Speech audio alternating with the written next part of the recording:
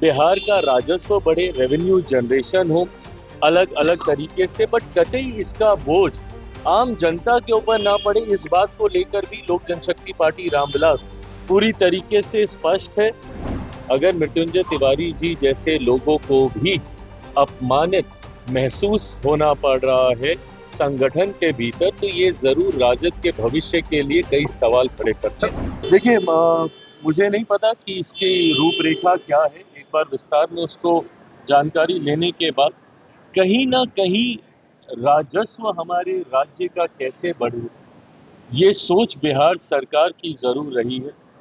हमारे दोनों मंत्री संजय पासवान जी, संजय सिंह जी, जितने भी इस तरीके के एजेंडा बिहार कैबिनेट के समक्ष आते हैं, गंभीरता से उसके ऊपर पार्टी अध्ययन करती है। पार्टी की राज्य इकाई उस पर अपनी सोच को कैबिनेट के भीतर रखने का कार्य करती है।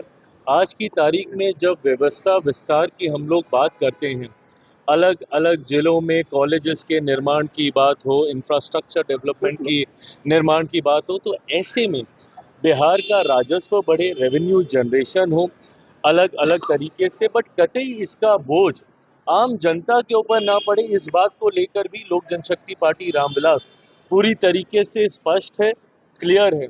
आने वाले दिनों में हाईवेज को लेकर भी, टैक्स को लेकर कई तरीके के प्रश्न चिन्ह उठे थे। मुख्यमंत्री जी के द्वारा उन बातों को भी स्पष्ट किया गया था।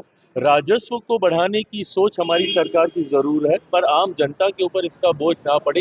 बात कर रहे हैं, आपकी भी बात हुई मृत्युंजय तिवारी से, क्या लग रहा है आरजेडी खत्म हो रही है? देखिए, मैं मृत्युंजय जी का व्यक्तिगत तौर पर मैं बहुत सम्मान करता हूं।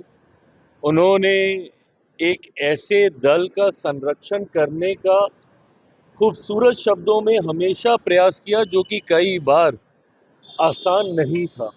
उसके बावजूद राजद जैसे दल के साथ मृत्युंजय तिवारी जी जैसे सभ्य स्वभाव के व्यक्ति, जिन्होंने हमेशा राष्ट्रीय स्तर पर पार्टी की बातों को बहुत ही सभ्य तरीके से रखने का कार्य किया, जब ऐसे लोग पार्टी छोड़ने का फैसला लेते हैं तो मैं मानता हूं कि कहीं ना कहीं बर्दाश्त की सीमाएं समाप्त होती हैं, तब इतने बड़े फैसले लिए जाते हैं।